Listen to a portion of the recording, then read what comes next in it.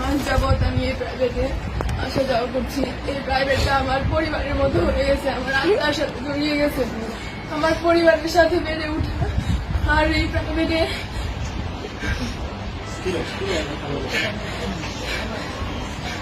প্রাইভেটটাকে আমার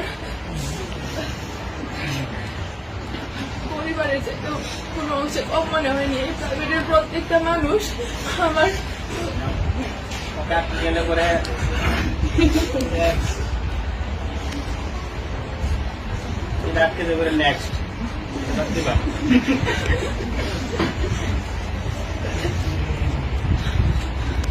আর আমাকে সমাজকর্মের সামনে শিখাইছে যে কিভাবে নিজের লুকিয়ে থাকা প্রতিভাকে জাগিয়ে তুলতে হয়, কিভাবে স্বপ্নকে বড় করতে তুলতে হয়। নিজের প্রতিভাকে জাগিয়ে তোলার প্রেরণা জাগাইছে স্যার।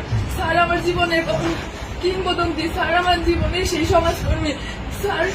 স্যারের মাধ্যমে আমি আমার মুক্ত চিন্তাধারা ফুটিয়ে তুলতে পেরেছি।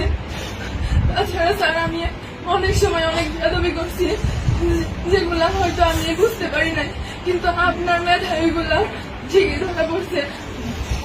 আমার বন্ধু বান্ধবদের সাথে অনেকের সাথে অনেক খারাপ ব্যবহার করে ফেলছে। ওই সময় সবাই তোমরা আমার দৃষ্টিতে দেখবা। তাছাড়া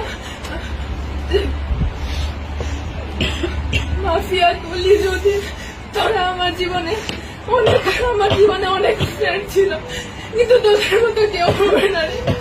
প্রতিটা মুহূর্তে আমি